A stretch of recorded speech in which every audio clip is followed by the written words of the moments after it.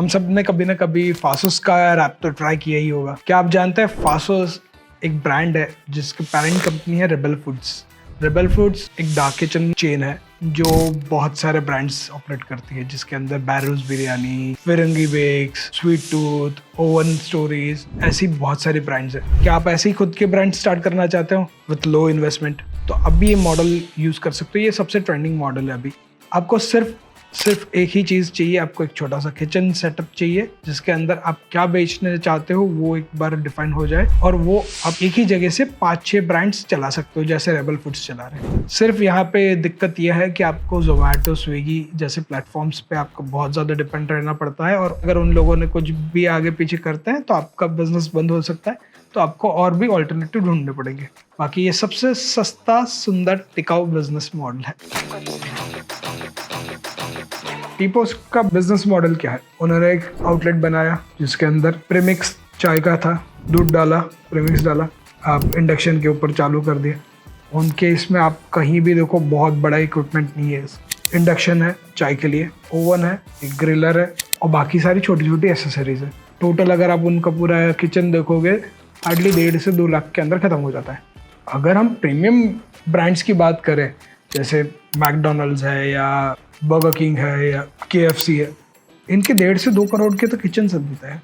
हर एक चीज़ उसकी specified temperature पे फ्राई होती है। कोल्ड रूम्स होते हैं उनके, वहाँ से उनके सारी सप्लाई चेन एक ही जगह से बन के आता है वो सप्लाई चेन के थ्रू, और आपको 1 मिनट के अंदर आपके पास आ जाता है। अगर वही चीज़ अगर आप किसी और लोकल बर्गर शॉप में जाओगे तो वो चीज़ आपको 5 से 7 minute, 10 minute, 15 minute depending on that brand आपको लगता है, क्योंकि वो SOPs पे काम करते हैं। तो अगर आपको भी इस तरह से ब्रांड बनानी है तो उस लेवल का इन्वेस्टमेंट करना पड़ेगा। रणवीर बरार इतने फेमस क्यों है? हम सब जानते हैं रणवीर बरार एक बहुत बड़े सेलिब्रिटी शेफ है। आपने जितने भी टीवी शेफ्स देखे होंगे उसमें सबसे ज़्यादा पॉपुलैरिटी अगर किसी एक शेफ की है वो रणवीर बरार है। तो क्यों ऐसा?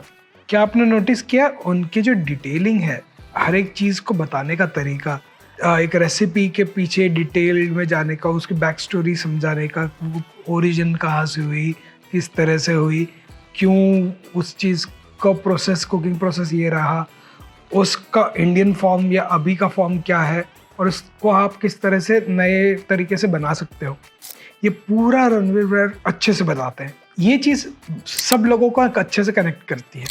I might be wrong but ये शायद बाकी सारे शेफ्स नहीं कर पाते। So that's why I recognize him as the most famous TV celebrity chef of India. How can restaurants innovate their menus to attract more customers? That depends on which sort of restaurant are we targeting. मतलब अगर ये restaurant existing है तो उनके segments, उनके criterias अलग होंगे। ये पहले डिपेंड करेगा आप किस टाइप की क्लाइंटल को सर्व कर रहे हो, क्या उनकी प्राइस रेंज है, किस टाइप का आप सर्विस दे रहे हो, उस पे आपका पूरा आगे का मेन्यू बनेगा। 250-300 की प्राइस रेंज से ज़्यादा भी आप दे सकते हो। आप नए क्यूजिन्स पे काम कर सकते हो, नए चीज़ें इनोवेट कर सकते हो। सेम चीज़ अगर ये आप नया रेस्टोरेंट स्टार्ट कर रहे हो तो आप कौन से कंसेप्ट पे, किस एरिया में, किस तरह से आप डेवलप करना चाहते हो, उस पर आपका ज़्यादा डिपेंड करेगा मेन्यू। अगर छोटा सा एक कियोस्क जैसा है तो उसका मेन्यू छोटा होगा, 10-15 प्रोडक्ट होगी। अगर ये आप एक स्पेशलिटी फाइन डाइन रेस्टोरेंट बना रहे हो तो ये आपको बहुत ज़्यादा लेविश मेन्यू होगा।